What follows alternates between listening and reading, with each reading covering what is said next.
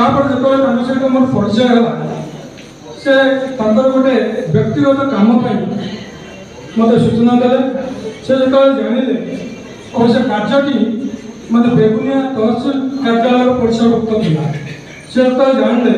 मु बेगुनिया तहसिल कार्यरत थी से कार्य संपर्क में मत विशद भाव में कहले तदनुजाई मुझे समस्त व्यक्ति जोगाजोग कली ए भर किसी दिन बीती जाइए बेस कि दिन व्यवधान पर थोड़ा से मतलब फोन कर कहले मुझे आपको साक्षात करने को जाऊँगी आप घरे अच्छा तो मुझे प्रथम टे हड़बड़ी तापर मन मैंने भाविनेली हुए कार्यपाई मो निकट आसुच्च जहाँ निर्दिष्ट समय से आस मो निकट उपस्थित होगापर से सागे सागे माने पाला संपर्कित आलोचना आरंभ करें तो मो मन मन भावुए हुए तो से पाला से कार्य त्वरान्वित मत कहे कि शेष मुहूर्ते किसी रही नापर आम भितर अतीतर देव मनुष्य गंधर्वाण आउ गोटे जाति 10 भितर 4टी जातिर लक्षण मृगस्य मतिका मृग जाति लक्षण टे भय कर गर्जन गर्जन अन्य मैंने कले टे मुह को तलू कर दिखती। मो ना सुदर्शन महापात्र मु 1944 मसीहा आज दिन जन्म होती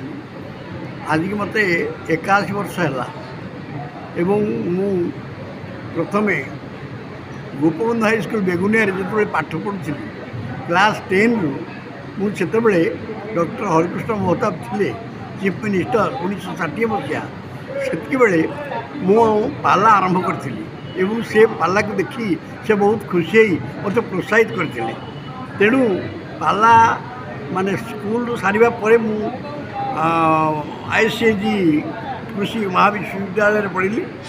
तापर प्राइवेट परीक्षा दे BA पास कली एवं शिक्षकता कली किंतु शिक्षकता जो मो गाँव में मत मिलला मुझे पूर्व स्मृति की फेरी आसली अर्थात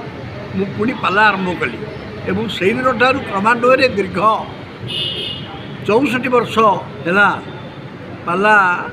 चली वर्तमान परिणत बयस विभिन्न आड़े दूर जगह को जावासवाई टे कष्ट होबारू मु समय को देखिक जाऊँगी बरगढ़ जाजपुर ये सब राउरकेला ये सब जगार ए वर्ष कल आसाला कि बहुत दूर हेतु मुझे जापारे एवं मु शिक्षकता करने भितर 1962 शिक्षकता आरंभ है 1976 आमर श्री नीलाचल निखोत्कल पाला गायक परिषद जो गठित है से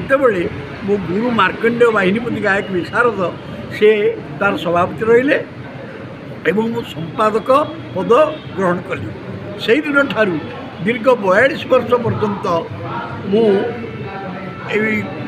आम श्री नीलाचल निखोत्कल पाला गायक परिषदर साधारण संपादक पदवी मंडन करी मु कार्य कर 42 वर्ष पर अधिक दिन रहिले काले निंदित हेबी एक कथा चिंता करी मु सेथु इस्तीफा देली 2 वर्ष 3 वर्ष पर पुणी मते एभली गोटे दायित्व मिलला जे ताठार आहरी गुरु दायित्व अर्थात श्री नीलाचल निखोत्कल पाला गायक परिषद अंतर्भुक्त गोटे ट्रस्ट फंड अच्छी श्री नीलाचल निखोत्कल पाला गायक ट्रस्ट बोर्ड मु से ट्रस्ट बोर्डर वर्तमान अच्छी संपादक एवं विभिन्न समय आम गायक मान दुष्टता भित्तिर गायक मानू से फंड आम आर्थिक साहाय्य सहयोग कर काम बर्तमान चली पाला सामयिक बर्तमान बंद अच्छी अस्तित्व ओडिया भाषा साहित्य संस्कृति या बंचाई रखी केवल पाला पाला माध्यम ओडिशार कौ संपर्क कथा आलोचना हो न पारे एपरी किसी ना किंतु आजिकल गायक मैंने अल्प विद्या भयंकरी ତେଣୁ ଅଳ୍ପ ପଢ଼ି ଆମେ କେମିତି ଅର୍ଥ ରୋଜଗାର କରିବୁ ଏବଂ ସେଇ ଅର୍ଥର ବଶବର୍ତ୍ତୀ ହେଇ ସେମାନେ ଅଳ୍ପ ପଢ଼ିଲେ ମଧ୍ୟ ଅଳ୍ପ ଶିଖିଲେ ମଧ୍ୟ ତାକୁ ବାକ୍ବାନ ଭଙ୍ଗିମା ପ୍ରୟୋଗ କରି ତାକୁ ଆଲୋଚନା କରୁଛନ୍ତି ଏବଂ ସେ ଏମିତି ଗୋଟେ ଚାଲିଛି। ଆଧୁନିକତା ଭିତରେ ନ ଯାଇ ପ୍ରାଚୀନ ସାହିତ୍ୟ ଆମର ଭଞ୍ଜ ଦୀନକୃଷ୍ଣ ସାମନ୍ତସିଂହା ଯଦୁମଣି ଏବଂ ସଂସ୍କୃତ ସାହିତ୍ୟରେ କବି କାଳିଦାସ ମହାକବି କାଳିଦାସ ଭାରବୀ ଏମାନଙ୍କର ସଂସ୍କୃତ ଆଉ ଓଡ଼ିଆ ସାହିତ୍ୟକୁ ପୁଙ୍ଖାନୁପୁଙ୍ଖ ଭାବେ ଘୋଷି ୟାକୁ ନିଜ ଆୟତ୍ତକୁ ଆଣି ସିଏ ସମାଜରେ ପ୍ରଚାର କରିବା ହେଉଛି ୟାଙ୍କର ପ୍ରଥମ କାମ। ଦ୍ୱିତୀୟ କାମ ପାଲା ମାଧ୍ୟମରେ ସାମାଜିକ ବିଭେଦର ଦୂରୀକରଣ, ପାରିବାରିକ ବିଭେଦର ଦୂରୀକରଣ, ଅସାମାଜିକତାର ବିଲୋପ ସାଧନ ଏସବୁ କଥା କରିବା ପାଇଁ ମଧ୍ୟ ପାଲା ଗାୟକମାନେ ଗୋଟାଏ ମଞ୍ଚରେ ଯେତେବେଳେ ବିଭିନ୍ନ ପ୍ରକାରର ବହୁ ଲୋକଙ୍କୁ ପାଉଛନ୍ତି ତେଣୁ ପାଲା ମାଧ୍ୟମରେ ଏସବୁର ସଂସ୍କାର ମଧ୍ୟ ସେମାନେ ଚାହିଁଲେ ଆଣିପାରିବେ ଏବଂ ବର୍ତ୍ତମାନ ମଧ୍ୟ ପାଲା ଗାୟକମାନେ କିଛି କିଛି ଚେଷ୍ଟା କରୁଛନ୍ତି। କେବଳ ଶିକ୍ଷିତ ଗାୟକ ନୁହନ୍ତି, ଅଶିକ୍ଷିତ ଗାୟକମାନେ ମଧ୍ୟ ବହୁତ ହେଲେଣି, କିନ୍ତୁ ଶିକ୍ଷିତ ଗାୟକ ଏପରିକି ପ୍ରାଇଭେଟ୍ ସ୍କୁଲ ଶିକ୍ଷକ, ହାଇସ୍କୁଲ ଶିକ୍ଷକ, କଲେଜ ଲେକ୍ଚରର ଏବଂ ଆମର ଜଣେ DI district inspector of school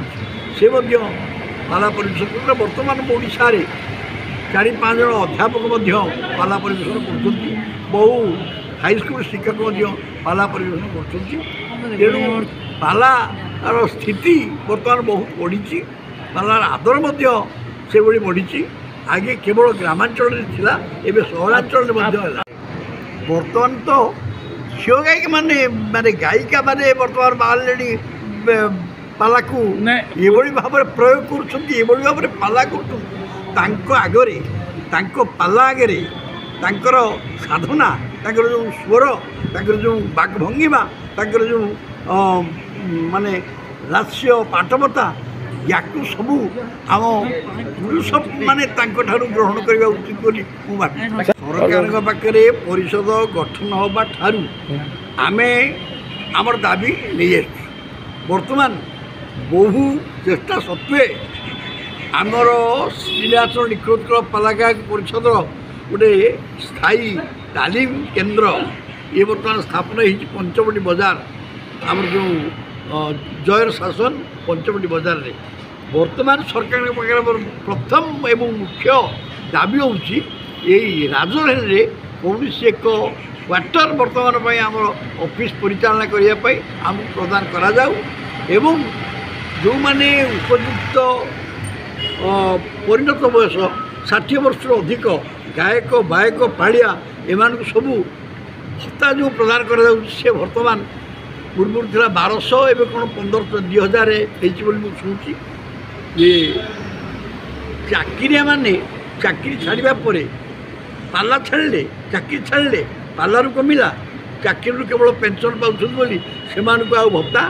ଦିଆଯାଉ ନାହିଁ। ତାର ମଧ୍ୟ ସଂଶୋଧନ କରିବା ଆବଶ୍ୟକ ଅଛି। ସେମାନେ ଚନ୍ଦ୍ରବିନ୍ଦୁ ସୁନ୍ଦରତରಂ ତନ୍ମଙ୍ଗଳಂ ଶ୍ରୀଫଳଂ ପିୟୁଷାଧର ପୁଷ୍ପବିମ୍ବରୁଚିରಂ ତନ୍ମନ୍ଦಂ ଚ୍ୟୁତାଙ୍କରଂ ମିନୌତୌ ରୁଚିରୌ ସର୍ବରୁଦ୍ରସୌ ସାରାଉରେକାମ୍ବରଂ ବନ୍ଦେ ଶ୍ରୀରାଚଳନାଥ ଚାରୁବଦନಂ तं ପୁଣ୍ୟକୁମ୍ଭಂ ଭଜେ। ପାଲା ପରିଷଦର ସ୍ଥାୟୀ ଉପସଭାପତି ଅଟେ ଏବଂ ଏହି ପାଲାକାରଙ୍କ ମାନଙ୍କ ଭିତରେ ମନରେ ଉଦ୍ଦୀପନା ସୃଷ୍ଟି କରିବା ପାଇଁ ଏ ଜୟନ୍ତୀ ପର୍ବ ଆରମ୍ଭ ହୋଇଥିଲା। ତା ଫଳରେ ଆଜି ସେ ସୁଦର୍ଶନ ମହାପାତ୍ର ଗାୟକ ସାରସଙ୍କ ଜୟନ୍ତୀ ପାଳନ ହେଉଛି। ଏହି ପାଳନର ଉଦ୍ଦେଶ୍ୟ ହେଲା ଯେ ପାଲାକାର ମାନଙ୍କୁ ମାନେ ସମାଜରେ ଯେତିକି ସ୍ଥାନ ମିଳିବା କଥା ସରକାର ସେଥିପ୍ରତି ଧ୍ୟାନ ଦେଇନାହାନ୍ତି। ଇଏ କେବଳ ଗୁରୁ ଶିଷ୍ୟ ପରମ୍ପରାରେ ଏ ବିଦଗ୍ଧ କଳା ଓଡ଼ିଶାରେ ତିଷ୍ଠି ରହିଛି। ପାଲା ସମାଜକୁ ନୀତି ଶିକ୍ଷା ଦିଏ, ଅମଣିଷକୁ ମଣିଷ କରେ। किंतु जो माने पाला करती तांको प्रति माने पृष्ठपोषण करने सरकार माने इच्छा रे टिके कम आम देखे पाऊ से परिप्रेक्षी रे आज आम तर 81तम जयंती पालन करुँ ओडिशा रे पाला केमती समृद्ध हम से सरकार को आम बारंबार अनुरोध रही अछि एवं सरकार टिके दया दृष्टि देखिले ये पालाकार एवं पाला को जीविका भाव ग्रहण करथिबा अन्य कलाकार उन्नति साधन फर्स्ट हूँ गोटे आम पाला परिषद गोटे शाखा कौन सी पाला गायक पाला कलाकार जदि असुविधार सम्मुखीन हुए तांको किसी आम आर्थिक साहाय्य देव और आम पाखे सफिसीयंट फंडर अभाव रही तेणु साहाय्यर परिमाण जी दवा कथा आम से पारूना ट्रस्ट फंड वृद्धि पाई सरकार भी किसी अवदान देवार आवश्यक रही